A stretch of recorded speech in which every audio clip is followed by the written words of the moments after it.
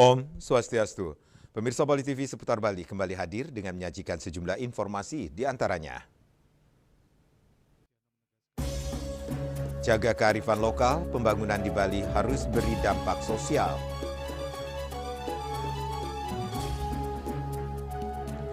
Perkuat sinergi pemerintah dan desa adat demi kelestarian budaya Bali. Jangan lewatkan juga informasi menarik lainnya yang sudah disiapkan tim redaksi kami. Bersama saya, Madi Sukadan Karang, inilah Seputar Bali selengkapnya.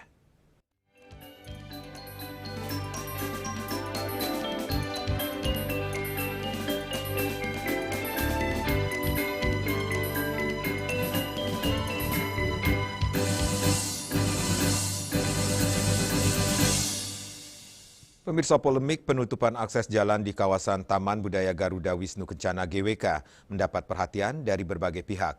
Pembangunan berskala besar di Bali dinilai tidak boleh hanya berlandaskan aspek legal dan ekonomi, tetapi juga harus memperhatikan kepentingan sosial, budaya, dan lingkungan masyarakat sekitar.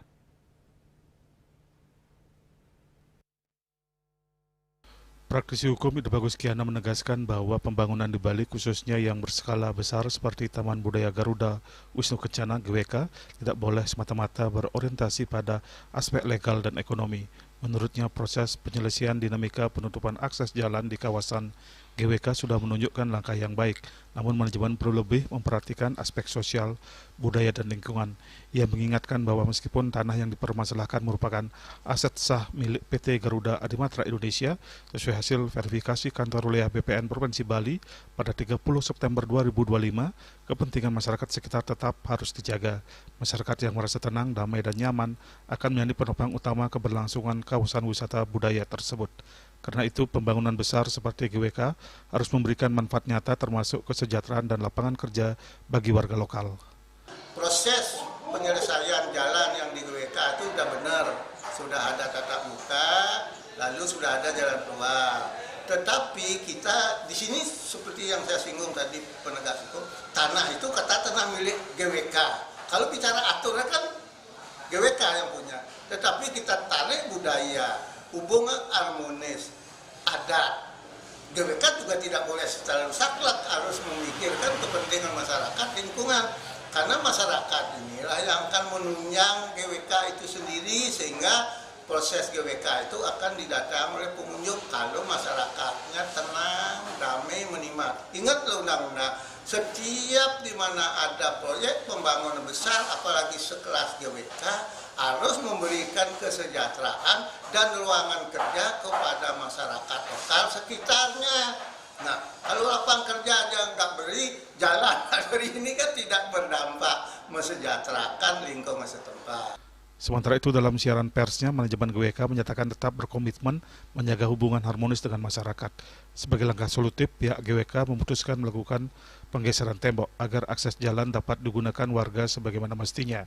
Keputusan ini diambil meskipun hasil verifikasi menunjukkan lahan tersebut sah milik perusahaan. Manajemen GWK menegaskan bahwa ini merupakan wujud penyelesaian yang mengedepankan kearifan lokal, komunikasi kolaboratif, serta komitmen menjaga keberlanjutan pengelolaan kawasan. Yana, Bali TV. Pemerintah Provinsi Bali dikabarkan akan mendapat dukungan anggaran dari pemerintah pusat melalui Danantara atau Badan Pengelola Investasi Daya Anagata Nusantara untuk pembangunan waste to energy sebagai upaya menyelesaikan persoalan sampah.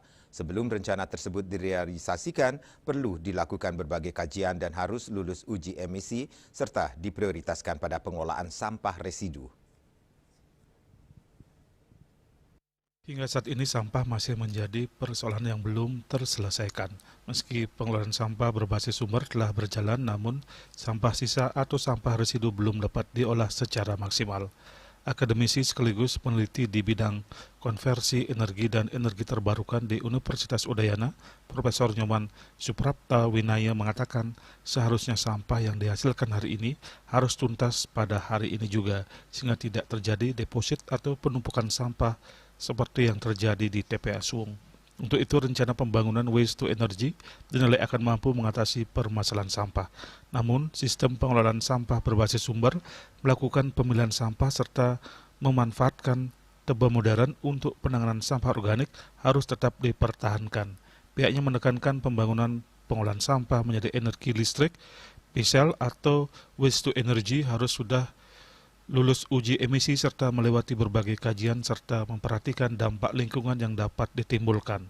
Mengingat tempat pembangunan yang direncanakan di kawasan Pelindo merupakan kawasan padat penduduk dan kawasan mangrove. Tetap ya kajian terhadap dampak lingkungan dan secara sosial ekonomi juga harus diperhitungkan sangat berat karena di situ ada daerah yang dengan jumlah penduduk yang cukup besar, kemudian merupakan daerah mangrove dan sebagainya. Tentu pemerintah akan membangun dan melihat dari segala segi, dan itu menjadi suatu keharusan untuk dikaji. Dan kalau kita mungkin bisa bayangkan sampah yang masuk berapa sih yang akan diselesaikan, misalnya anggaplah sekitar 1.000 ton per hari, kita tidak bisa hanya memikirkan bahwa unit pengelola untuk menjadi waste to energy itu 1.000 ton saja, sehingga memerlukan sekitar paling 3 hektar. Tapi kan kita perlu memikirkan unit-unit yang lain, prasarana penunjang lainnya. Uji emisi merupakan sebuah keharusan dari investor atau dari pembangkit listrik tenaga sampah ini, dan bahkan mereka sudah bisa melakukan uji emisi yang secara online ya. Kita bisa memantau secara langsung berapa sih emisi-emisi yang dihasilkan per hari per detik itu, dan ini menjadi sebuah keharusan. Hal senada disampaikan generasi muda sekaligus Ketua PD KMHDI Bali, Ibu Tudika Adi Swantara. Rencana pembangunan waste to energy di Bali harus lulus emisi serta diprioritaskan pada sampah residu. Berkaitan dengan pemrosesan sampah residu melalui waste to energy ini harus dipastikan sudah lulus uji emisi. Kita tidak pungkiri bahwa dalam waste to energy ini pasti akan ada zat yang dikeluarkan. Nah, itu juga harus dipastikan sudah lulus uji emisi, dan jika perlu kita harus memastikan kualitasnya baik. Jikalau kita mengenal negara-negara di dunia sebagai negara-negara terbersih dengan pemrosesan sampah residu melalui waste to energy, bila perlu kita bagaimana bisa meniru dengan kualitas mesin yang sebaik itu. Rencana pembangunan waste to energy juga harus diiringi edukasi pemilihan serta penyiapan infrastruktur penunjang seperti TPST, TPS3R, bank sampah, serta memaksimalkan pemrosesan sampah organik baik melalui tebang modern ataupun melalui pusat pengomposan. Sukma Bali TV. Proses penggeseran tembok pembatas di sisi selatan kawasan masih terus berlangsung hingga 8 Oktober 2025. Hal ini ditegaskan Manajemen Taman Budaya Garuda Wisnu Kencana GWK dalam siaran pers atau press release.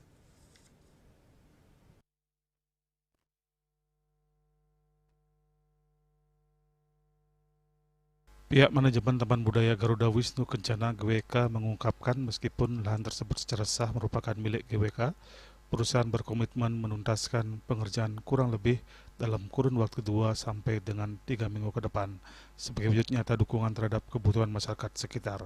Selain penggeseran tembok, GWK juga menyiapkan pengalihan jalan yang lebih aman digunakan warga. Langkah ini menjadi bagian dari upaya harmonisasi antara pengelolaan kawasan pariwisata dan kepentingan masyarakat lokal. Sejumlah warga turut menyampaikan apresiasi atas kebijakan ini. Salah satu warga berterima kasih atas penggeseran tembok ini yang membuat warga dipermudah dalam beraktivitas. Ia menuturkan walaupun selama ini memang sudah ada jalan alternatif, dengan dibukanya akses ini warga bisa lebih menghemat waktu. Tim Liputan Bali TV. Perkuat sinergi pemerintah dan desa adat demi kelestarian budaya Bali. Kami segera kembali dengan laporannya.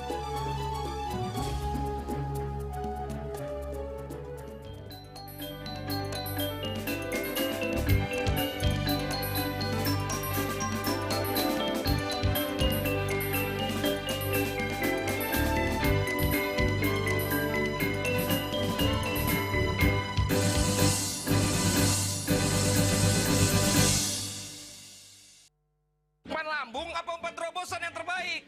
Rido! Do! Seger-seger Luwak White Coffee. Luwak White Coffee with sugar dulu.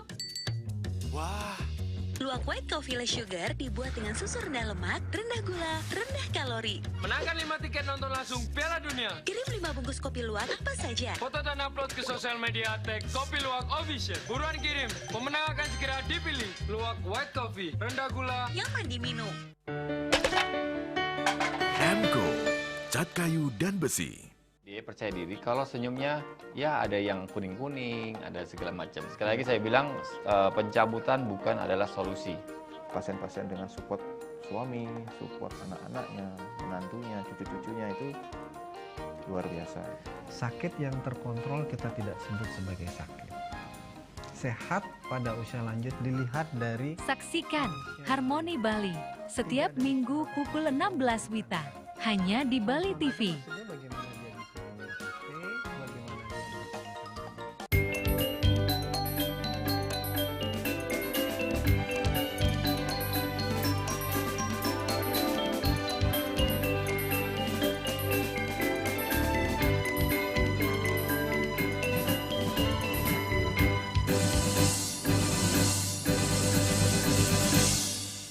Peran masyarakat adat menjadi kunci utama dalam menjaga kelestarian budaya Bali yang syarat nilai spiritual dan tradisi leluhur. Namun, di tengah tantangan modernisasi dan tekanan ekonomi, peran pemerintah dinilai semakin penting untuk memastikan pelaksanaan adat dan upacara keagamaan tetap berjalan berkesinambungan.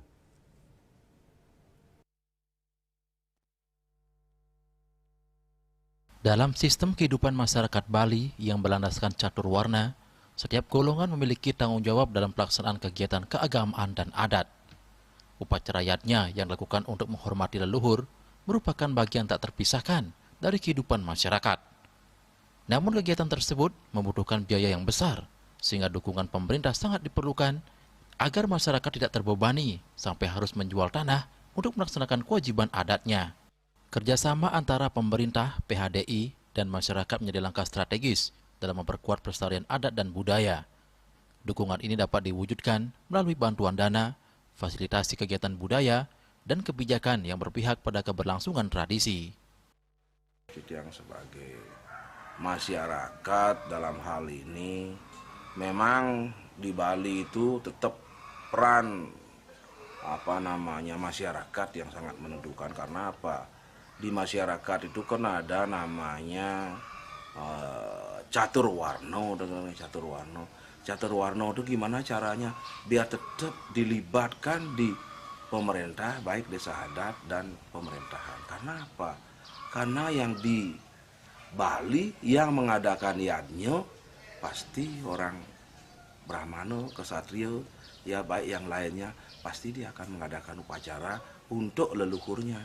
Jadinya dari mana dia akan bisa mendatangkan dana untuk kerja besar itu? Ya harus pemerintah minimal bisa membantu. Gimana cara pemerintah bisa membantu untuk masyarakat biar bisa menjalankan yadnya? Karena apa? Kalau tidak masyarakat dibantu dengan yadnya, jadinya masyarakat akan menjual tanahnya untuk beryadnya. Nah, maka daripada itu, gimana peran pemerintah, peran PHDI, peran masyarakat yang bergerak di bidang itu. Setiap kegiatan sebenarnya harus pemerintah membantu. Kayak dulu zaman kerajaan, raja lah yang membantu masyarakat untuk yadnya. Karena kalau tidak begitu, adat dan budaya di Bali tidak akan jalan. Melalui sinergi yang solid antara pemerintah dan desa adat, kelestarian budaya Bali tidak hanya dapat dijaga, tetapi juga dikembangkan sebagai kekuatan ekonomi berbasis kearifan lokal. Dengan langkah itu, warisan leluhur akan tetap hidup dan menjadi identitas kuat Bali di mata dunia. Yana, Bali TV.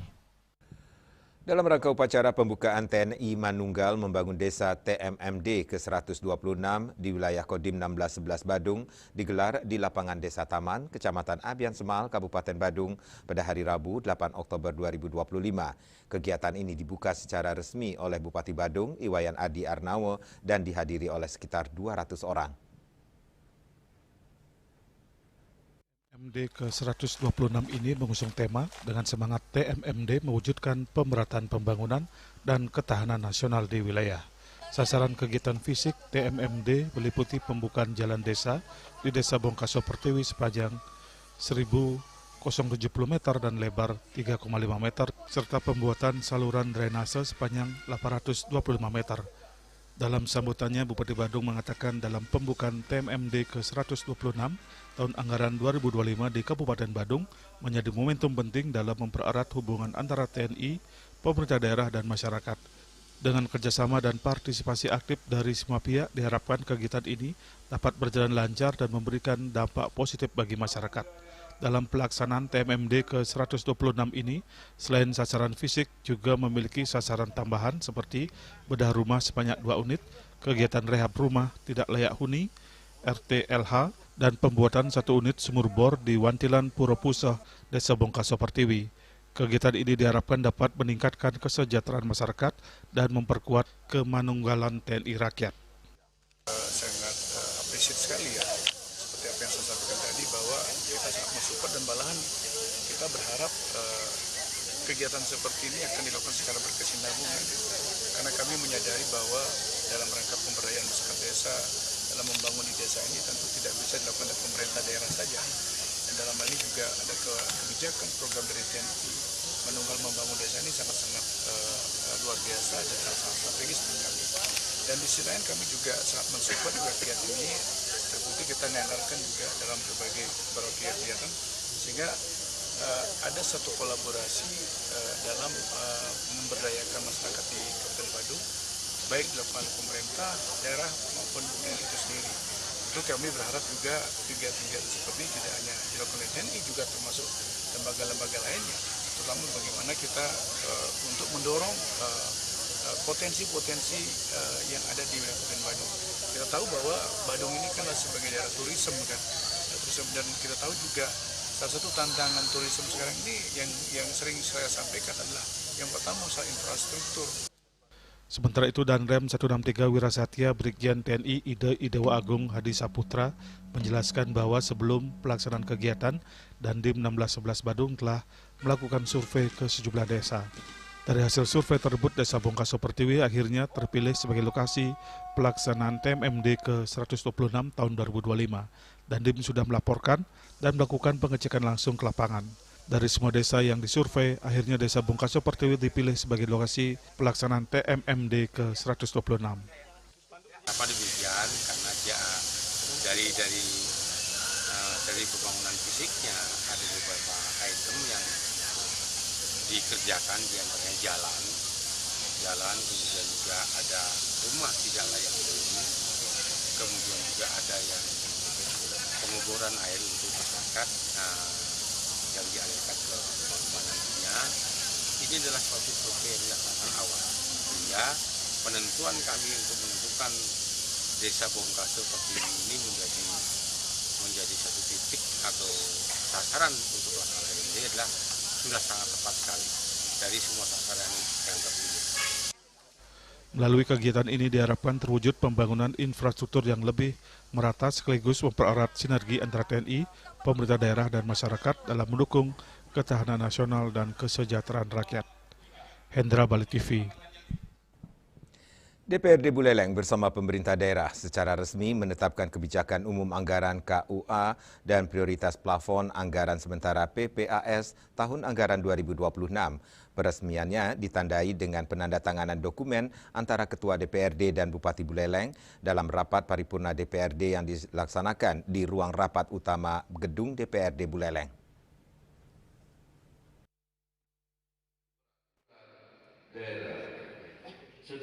Ketua DPRD Buleleng, Ketut Ngurah Arya menyampaikan bahwa penetapan KUA PPAS ini merupakan hasil dari pembahasan yang dilakukan secara komprehensif antara Badan Anggaran DPRD dan Tim Anggaran Pemerintah Daerah TAPD Kabupaten Buleleng.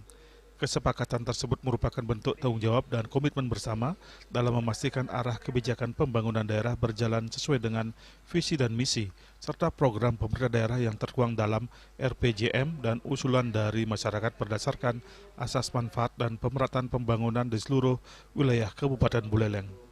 Sementara Bupati Buleleng Nyoman Sucitra dalam sambutannya mengungkapkan apresiasi dan terima kasih atas kerjasama yang berjalan baik antara DPRD dan pemerintah daerah, sehingga tercapai suatu kesepakatan yang berkualitas selama proses pembahasan. Bupati mengatakan lebih lanjut bahwa kesepakatan KUA PPAS ini merupakan landasan utama dalam penyusunan rancangan anggaran pendapatan dan belanja daerah RAPBD tahun anggaran 2026. Penandatanganan KUA PPAS ini menjadi langkah penting dalam mewujudkan tata kelola pemerintahan yang baik, transparan, dan akuntabel. Penandatanganan ini juga menunjukkan komitmen pemerintah daerah dengan DPRD untuk memperkuat kerjasama dalam mewujudkan pembangunan daerah yang berkelanjutan bagi kesejahteraan masyarakat Buleleng. Bupati Sucitra menjelaskan bahwa Ranperda tentang perubahan kelima atas Peraturan Daerah Kabupaten Buleleng Nomor 13 Tahun 2016 tentang pembentukan dan susunan perangkat daerah berdasarkan pada ketentuan Peraturan Pemerintah Nomor 18 Tahun 2016 tentang perangkat daerah. Kita ingin OPD tidak terlalu gemuk, tapi gesit dalam melayani masyarakat. Itu. Jadi kita sudah pertimbangkan ini, sehingga nanti ke depan betul-betul OPD ini efektif, efisien untuk bisa melayani masyarakat. Itu tujuannya. Jadi penggabungan, kemudian ada pemekaran karena ada potensi. Untuk membangun ini kan harus ada pendapatan. Nah, ini pendapatannya harus berdiri sendiri, dan kemudian pengelola juga berdiri sendiri. Penambahan nggak ada, Pak ya? Penambahan. Badan ada kan, ada pengembangan. Jadi badan pendapatan, kemudian ada badan pengelolaan. Itu. Kita pisahkan itu. Menurutnya hal tersebut juga memberikan manfaat dalam melakukan evaluasi terhadap kondisi existing pada perangkat daerah yang akan berdampak pada perubahan berupa penggabungan, pemisahan, dan penyesuaian nomenklatur sesuai dengan urusan bidang masing-masing. Yasser Yuli, Bali TV. Kami akan segera kembali dengan informasi. Selain iklim, alih fungsi lahan dan sampah diduga menjadi faktor banjir 10 September yang lalu.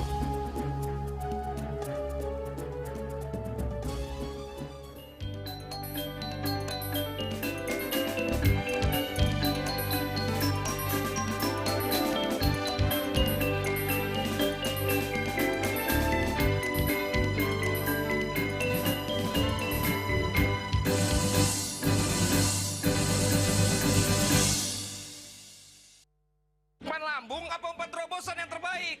Rido! Do! Seger-seger, luwak white coffee. Luwak white coffee less sugar dulu. Wah. Luwak white coffee less sugar dibuat dengan susu rendah lemak, rendah gula, rendah kalori. Menangkan 5 tiket nonton langsung Piala Dunia. Kirim 5 bungkus kopi luwak apa saja. Foto dan upload ke sosial media tag Kopi Luwak Official. Buruan kirim, pemenang akan segera dipilih. Luwak white coffee, rendah gula, nyaman diminum. Cat Color dengan daya sebar yang luas, cepat kering, dilengkapi 39 pilihan warna. Kualitas dijamin terbaik. Cat Color harga ekonomis.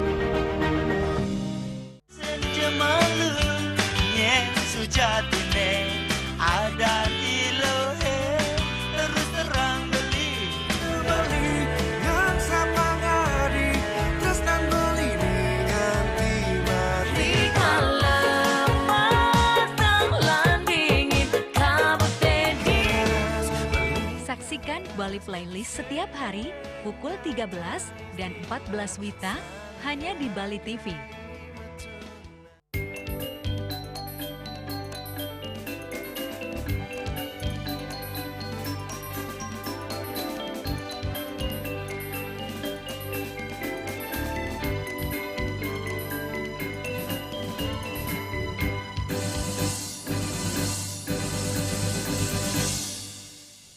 Alih fungsi lahan disinyalir menjadi salah satu penyebab banjir besar yang terjadi pada 10 September 2025 lalu.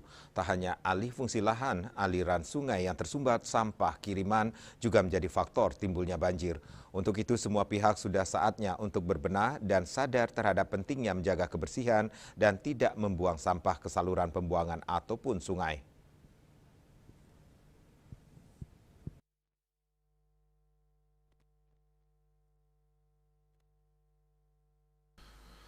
Banjir di Bali beberapa waktu lalu, tepatnya pada 10 September 2025, merupakan yang terparah dalam satu dekade terakhir yang memakan korban jiwa, menimbulkan kerusakan, dan menyebabkan ribuan warga terpaksa mengungsi. Alih fungsi lahan disinyalir menjadi salah satu penyebab utama banjir besar di Bali, karena mengurangi tutupan hutan dan lahan serapan air, serta membuat daerah aliran sungai Das tidak mampu menampung debit air hujan tinggi saat terjadi hujan ekstrim. Perubahan lahan pertanian dan hutan menjadi area terbangun seperti pemukiman dan infrastruktur pariwisata menyebabkan lebih banyak air menjadi aliran permukaan yang mempercepat timbulnya banjir, terutama di daerah hilir Das. Guru Besar Sosial Ekonomi Pertanian UNUD Profesor Insinyur Igusti Agung Ayu Ambarwati berpendapat, selain alih fungsi lahan, bencana banjir yang terjadi di Denpasar dan beberapa wilayah lain di Bali beberapa waktu lalu tidak terlepas dari kondisi iklim. Sebagai bahan evaluasi ke depan, pihaknya berharap semua pihak untuk meningkatkan kewaspadaan terutama yang berada di dekat aliran sungai. Selain itu, masyarakat sudah saatnya mulai berbenah untuk terbiasa membuang sampah pada tempatnya. Dari sisi pemerintah juga saatnya untuk semakin serius untuk memperluas penyediaan pengelolaan sampah atau TPA. Menurut yang pribadi itu ada beberapa faktor, mungkin ya tidak hanya semata-mata mungkin alih fungsi lahan tidak bisa kita hindari karena apa? Karena adanya pertambahan penduduk yang memerlukan beberapa fasilitas ya, jalan umum, kemudian pendidikan sekolah dan seterusnya. Di satu sisi memang memerlukan itu, tapi di sisi lain ada fenomena juga bahwa kan ada perubahan iklim. Ketika ada perubahan iklim itu bagaimana kita bisa menyiapkan diri? Nah ini tampaknya yang perlu kurang koordinasi menyiapkan diri ketika ada hal-hal terjadi. Menurut yang pribadi, jadi tidak semata-mata hanya alih fungsi lahan. Juga ada dari sisi kita pribadi, misalnya di tingkat rumah tangga, bagaimana mengatur sampah, tidak hanya di rumah tangga, tetapi juga bagaimana pemerintah menyediakan fasilitas untuk pembuangan sampah akhir gitu misalnya. Itu yang memang memerlukan edukasi untuk berbagai pihak. Berkaca dari bencana banjir 10 September 2025 silam, pemerintah sudah saatnya melakukan moratorium pembangunan, yaitu menghentikan sementara alih fungsi lahan produktif dan lahan hijau, serta memperketat pengawasan alih fungsi lahan dan menegakkan aturan tata ruang.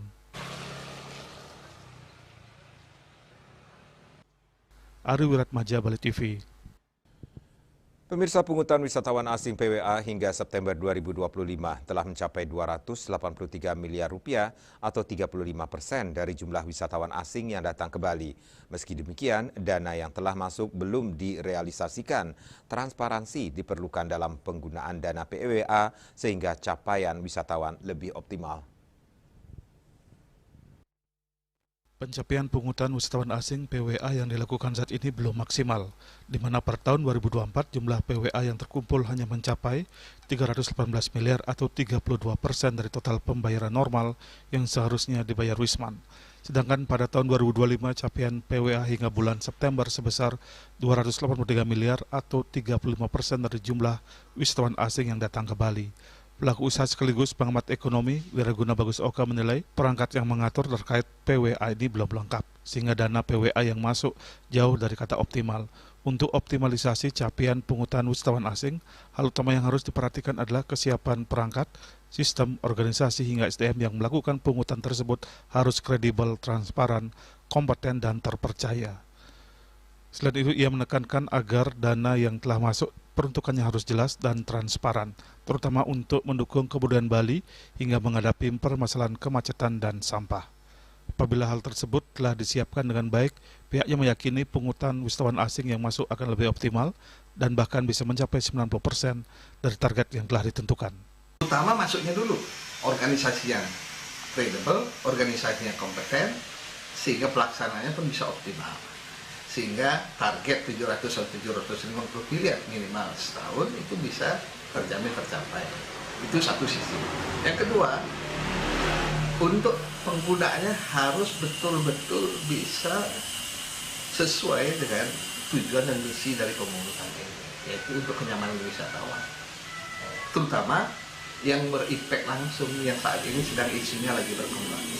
Masalah sampah, kemacetan, itu dua hal itu dari yang pertama. Akan banyak bisa tertolong. Seperti yang diwacanakan pemerintah Provinsi Bali, PWA nantinya akan difokuskan untuk perlindungan kebudayaan dan lingkungan alam Bali, serta peningkatan kualitas pelayanan dan penyelenggaraan kepariwisataan. Selain itu, hasilnya akan digunakan untuk penanganan sampah. Namun tidak disebutkan secara terperinci berapa persen dari jumlah PWA tersebut yang digunakan untuk mengatasi persoalan sampah di Bali. Sukma, Bali TV. PT Permodalan Nasional Madani PNM terus menunjukkan komitmennya dalam memberdayakan perempuan prasejahtera melalui peningkatan inklusi keuangan dan penguatan kapasitas usaha kepada 640 pengusaha ultramikro di Jembrana. Komitmen ini diwujudkan melalui kegiatan pengembangan kapasitas usaha akbar yang digelar di Kabupaten Jembrana, Bali dengan mengusung tema Melaju Bersama PNM Membangun Kepercayaan.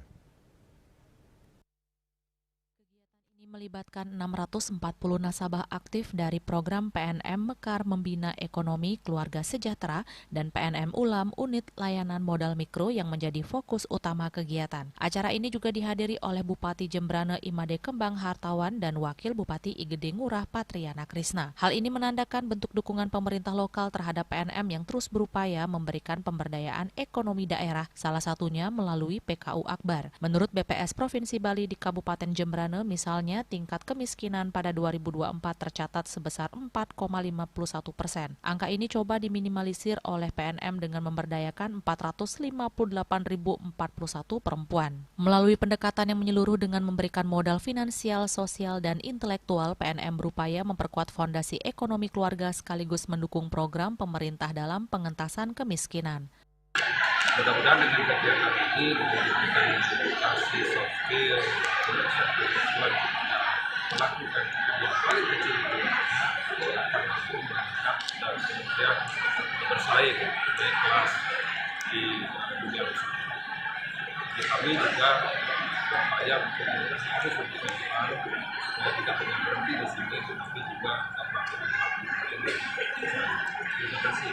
Melalui kegiatan ini, para peserta mendapatkan pelatihan pengelolaan usaha ultramikro dan Gerakan Nasional Cerdas Keuangan atau Gencarkan. Kegiatan ini juga diisi dengan sesi sosialisasi produk keuangan dan asuransi yang aman dari berbagai mitra kerja PNM seperti Pegadaian, Jasara Harja, dan BPJS Ketenagakerjaan atau BPJSTK. Melalui kolaborasi ini, peserta diharapkan semakin memahami pentingnya perlindungan dan perencanaan keuangan yang terukur untuk mendukung keberlanjutan usaha mereka. Sehingga masyarakat yang menggunakan program ini atau menggunakan uang ini bisa mengembangkan usahanya yang potensial. Pimpinan cabang PNM Denpasar Leonardus Yosi Tias Himawan menegaskan bahwa komitmen PNM untuk menghadirkan edukasi dan literasi keuangan kepada pengusaha ultramikro akan terus dilaksanakan secara berkelanjutan agar menciptakan ekonomi kerakyatan serta membuat nasabah naik level.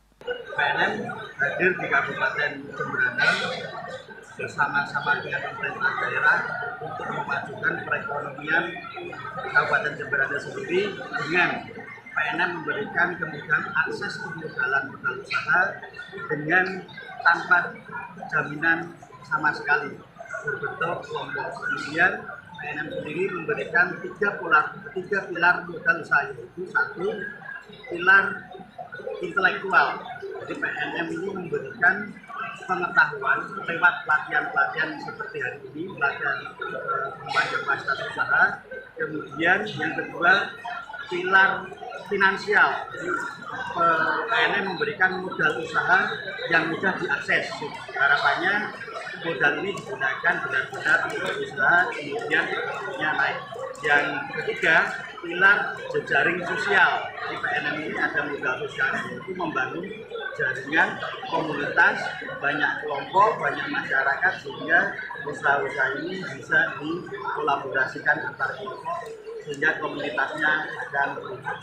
PNM berharap dapat terus menjadi mitra strategis pemerintah daerah dalam membangun ekonomi kerakyatan yang inklusif dan berkelanjutan. Dengan semangat melaju bersama PNM membangun kepercayaan, diharapkan seluruh peserta tidak hanya mendapatkan pengetahuan dan keterampilan baru, tetapi juga keyakinan untuk terus berkembang dan naik kelas sebagai pengusaha ultramikro yang tangguh. PNM berkomitmen untuk terus memperluas jangkauan dan dampaknya di seluruh penjuru Bali agar semakin banyak perempuan prasejahtera yang bertransformasi menjadi pengusaha mandiri yang mampu menggerakkan roda ekonomi keluarga secara berkelanjutan. Bunga Widrayani, Bali TV. Sumbangkan banyak devisa ke negara, Bali layak tuntut banyak proyek infrastruktur. Kami segera kembali dengan informasinya.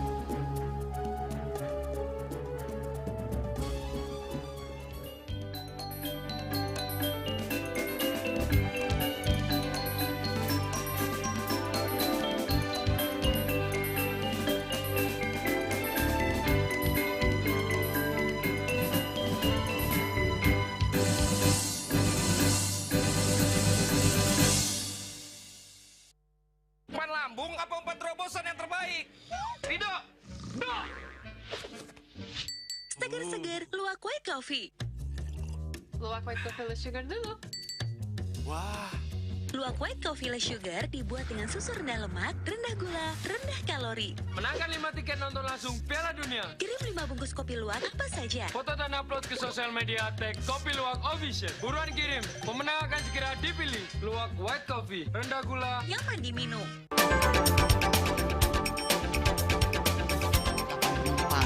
Pihak bandara telah melayani sebanyak 192.284 penumpang baik domestik maupun internasional. Operator mengatakan dari kunjungan wisatawan mencapai 3.000 pengunjung per hari tersebut. Ini mengacu pada perdagangan harga gabah yang juga semakin mahal saat ini. Kondisi itu pun membuatnya tidak maksimal memenuhi permintaan pasokan beras per pelanggan dan loyalitas anggota Linmas. Hadir dalam kegiatan pelatihan dan pembekalan tersebut,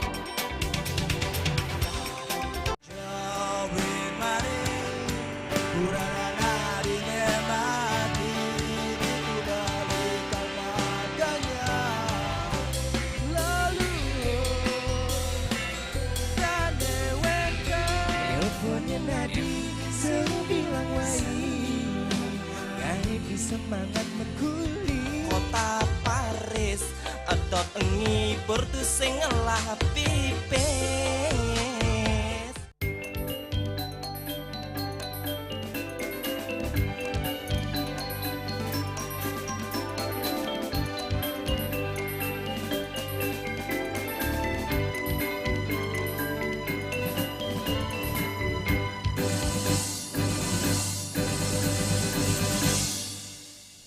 Pemirsa, pariwisata Bali menghasilkan devisa besar bagi negara. Namun, di satu sisi, dana transfer yang diterima Bali cukup kecil.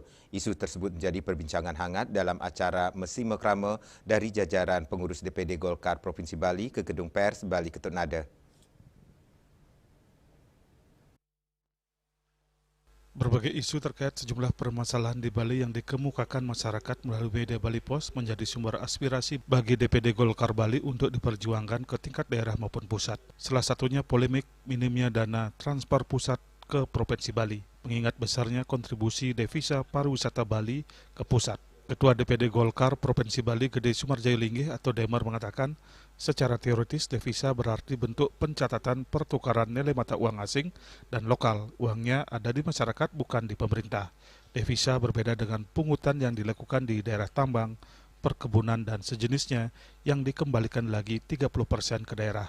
Bali sebagai daerah pariwisata yang didapat adalah pajak hotel dan restoran (PHR) sebesar 10%.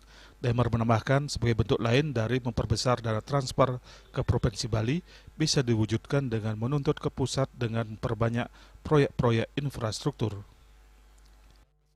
Inilah yang dituntut oleh teman-teman di daerah tambang. Mereka merasa tidak adil karena dibaginya sedikit sementara yang dinikmati di pusat.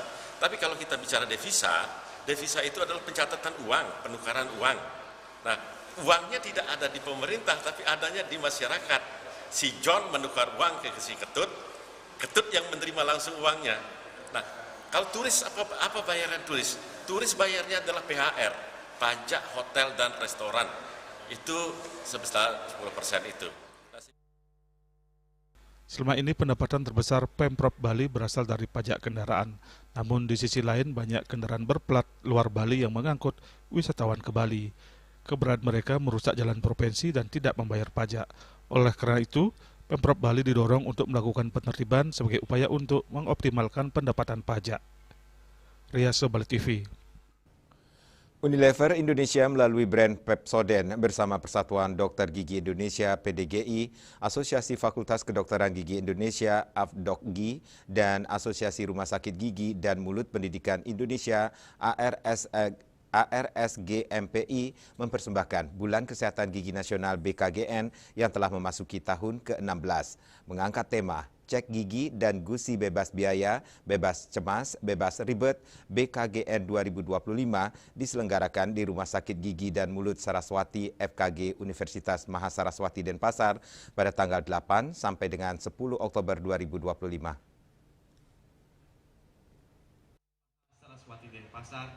Bulan Kesehatan Gigi Nasional BKGN 2025 untuk memberikan edukasi serta pelayanan kesehatan gigi dan gusi, mengingat permasalahan gusi masih seringkali terabaikan oleh masyarakat. Data terbaru dari program Cek Kesehatan Gratis Kemenkes RI yang telah menjangkau hampir 30 juta penduduk memperlihatkan bahwa keluhan gigi dan gusi berada di urutan tertinggi di seluruh kelompok usia. Pemerintah terus mendorong kolaborasi dengan asosiasi profesi dan pelaku usaha untuk melakukan berbagai upaya promotif dan preventif. Salah satunya melalui peringatan Hari Kesehatan Gigi Nasional HKGN yang tahun ini mengangkat tema Gigi dan Gusi Sehat, Senyum Indonesia Hebat. Dekan Fakultas Kedokteran Gigi Unmas, Dr. DRG Hervina M. Biomed menerangkan pihaknya mendukung misi BKGN yang memberikan perhatian khusus pada kesehatan gusi. Penyakit gusi adalah permasalahan gigi kedua terbesar di Indonesia setelah gigi berlubang, namun masih sering terabaikan dan kerap disebut silent killer. Gejalanya muncul secara samar dan tidak menimbulkan rasa sakit, terutama di tahap awal. Apabila dibiarkan, penyakit gusi tidak hanya akan mempengaruhi kesehatan gigi dan mulut, namun bisa menjadi bahaya tersembunyi untuk kesehatan tubuh secara menyeluruh.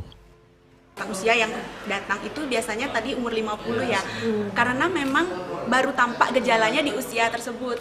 Jadi baru tampak itu di usia 50 baru menyadari bahwa ada penyakit gusi itu sudah menyerang jaringan penyangga gigi yang lebih dalam. Biasanya datangnya itu sudah dalam kondisi merasa goyang atau kadang-kadang tidak goyang tapi kalan giginya itu sangat banyak. Sementara personal care community lead Unilever Indonesia DRG Ratumirah Afifah GCC Lindan MDSC mengatakan guna melindungi masyarakat dari berbagai bahaya tersembunyi di balik masalah gusi, BKGN 2025 mengangkat tema Cek Gigi dan Gusi, Bebas Biaya, Bebas Cemas, Bebas Ribet. BKGN 2025 akan memberikan perawatan dan konsultasi gigi dan gusi gratis bagi 28.000 masyarakat. Diselenggarakan di 30 Fakultas Kedokteran Gigi dan Rumah Sakit Gigi dan Mulut Pendidikan di seluruh Indonesia. Layanan ini meliputi pembersihan karang gigi, penamalan gigi dan aplikasi fluoride atau fissure sealant, serta pencabutan gigi. Penyakit gigi itu dan gusi itu menempati urutan pertama, bahkan mengalahkan hipertensi, kemudian juga kondisi mata gitu ya. Nah, jadi ini kita memanfaatkan momentum ini bagaimana kita bisa memberikan edukasi yang lebih holistik, tidak hanya masalah gigi berlubang, tetapi juga bagaimana tadi penyakit gusi, bahwa ternyata manifestasinya tidak hanya di mulut saja, tetapi juga bisa ke kesehatan tubuh secara general gitu ya, supaya mereka sadar gitu ya. Datang ke dokter gigi itu jangan tunggu sakit, tetapi betul-betul rutin kontrol ke dokter gigi 6 bulan sekali, dan juga menjaga kesehatan gigi dan gusi dengan pasta gigi yang tepat, pastinya mengandung citrat dan juga vitamin E. Direktur RSGMP Saraswati DRG Anak Agung Manik Swayoga SPBMM Sub SP COMK bahwa selama 1 tahun terakhir jumlah keluhan gusi yang dialami oleh pasien RSGMP Saraswati telah mencapai lebih dari 1.500 kasus, di mana kebanyakan sudah dalam kondisi yang cukup parah. Karang gigi, kemudian kebersihan mulut yang kurang. Namun kalau kita lihat dari jumlah penduduk di Bali, dengan prevalensi yang kita tangani saya kira masih rendah. Pepsodent dalam membantu masyarakat menjaga kesehatan gigi dan gusi dengan lebih optimal dan berkesinambungan menghadirkan Pepsodent Gum Expert varian fresh dan whitening yang diformulasikan khusus untuk merawat kesehatan gusi agar tetap merekat erat pada gigi. Reswantaro, Bali TV. Pemirsa jangan beranjak dulu, kami segera kembali dengan laporan penting edukasi bertahan hidup di laut bagi pelaku pariwisata laut.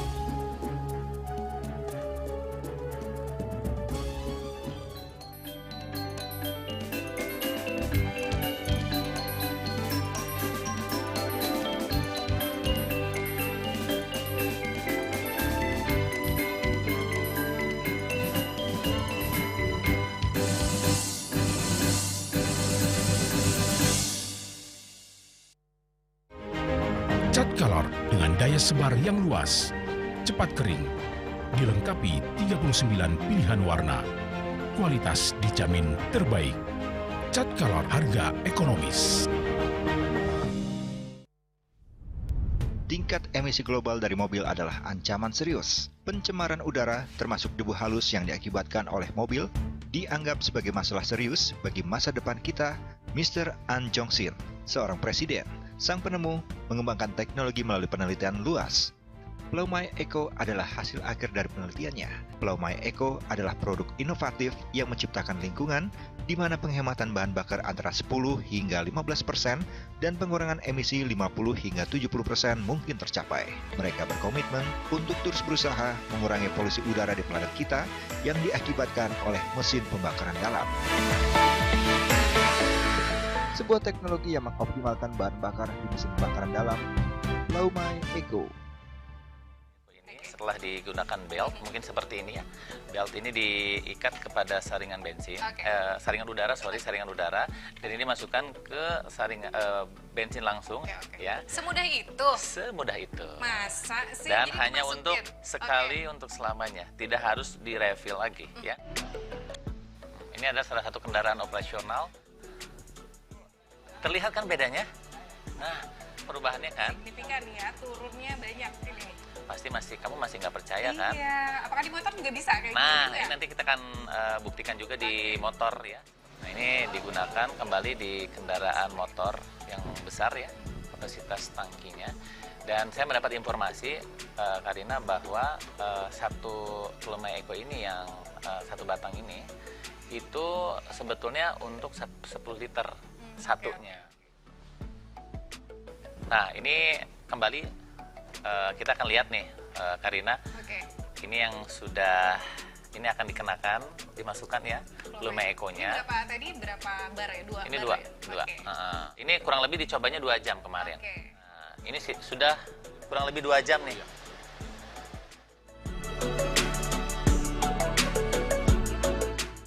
Sebuah teknologi yang mengoptimalkan bahan bakar di mesin pembakaran dalam, Plaumai Eco.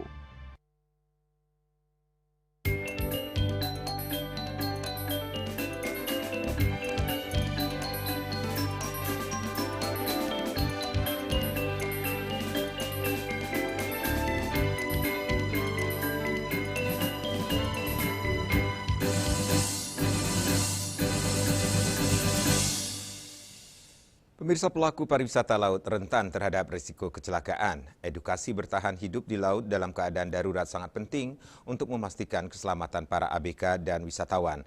Hal tersebut ditekankan Komandan Lanal Denpasar, Kolonel Laut P. Cokorda Gede Pemayun di Denpasar.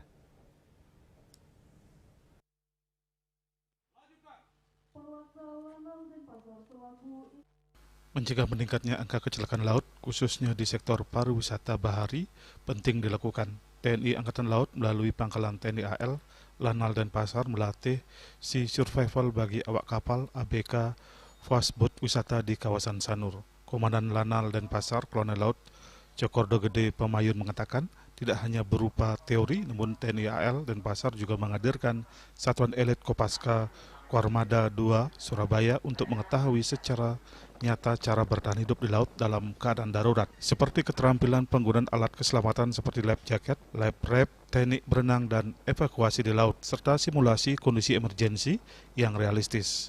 Hal ini merupakan komitmen TNI AL untuk melindungi masyarakat maritim, khususnya pelaku pariwisata laut yang rentan terhadap risiko kecelakaan. Edukasi seperti ini sangat penting untuk memastikan keselamatan para ABK dan wisatawan. Mereka agar memiliki kemampuan yang meningkat yang dari sebelumnya, di mana kegiatannya itu antara lain cara bertahan hidup di laut atau survival yang langsung dilatih oleh tim dari Satkopaska 2, Kormada 2 dari Surabaya. Ia menambahkan hal ini sejalan dengan arahan Kepala Staf Angkatan Laut Kasal Laksamana TNI Muhammad Ali yang menekankan pentingnya peran Lanal di wilayah dalam mendukung pembinaan potensi maritim nasional, termasuk pelatihan keamanan laut bagi masyarakat pesisir dan pelaku usaha transportasi laut. Diharapkan seluruh ABK Fastboat Wisata Sanur memiliki pemahaman dan keterampilan dasar menghadapi keadaan darurat demi menjamin keselamatan jiwa dan meningkatkan citra profesionalisme sektor wisata bahari Bali. Reswantara, Bali TV. Proyek pemasangan jaringan pipa air bersih di Jalan Sedap Malam Denpasar yang baru saja selesai menjadi sorotan tajam warga. Proyek ini tidak hanya memicu rentetan kecelakaan selama pengerjaan, tetapi juga menimbulkan keluhan karena membongkar jalan yang sebelumnya sudah mulus.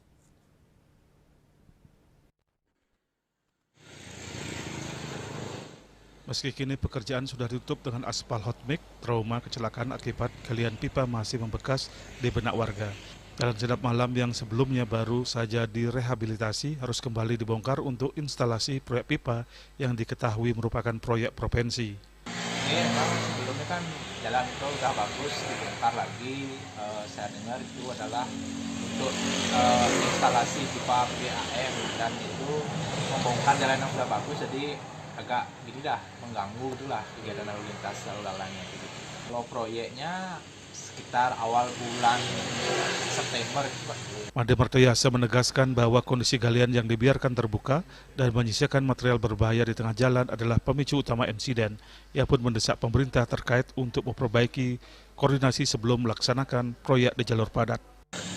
Ini pun saat bongkar itu jadi jalannya kayak hancur gitu, banyak debu, banyak kerikil yang bikin gitu.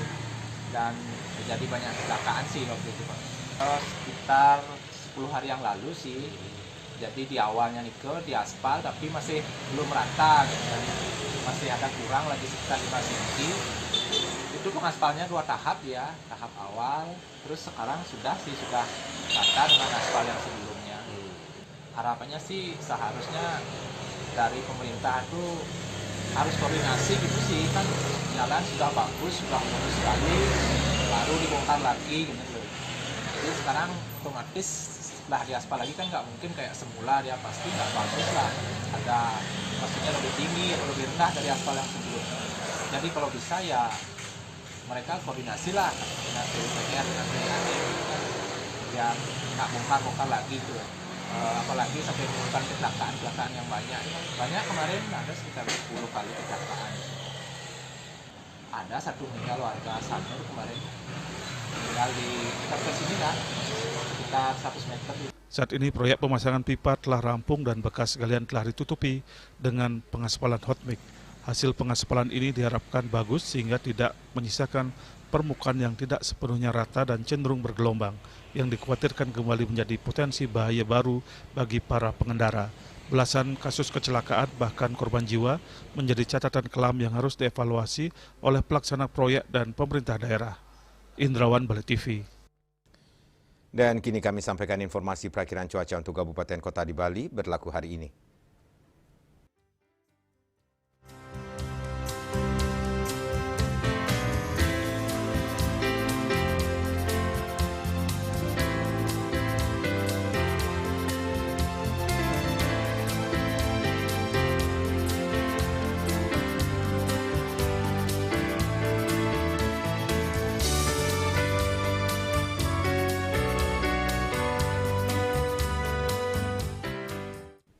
Seputar Bali bersama Minyak Kapun Gandapati, Usada Bali, keluarga sehat. Update terus informasi Anda dengan subscribe dan like YouTube channel Bali TV @newsbalitv.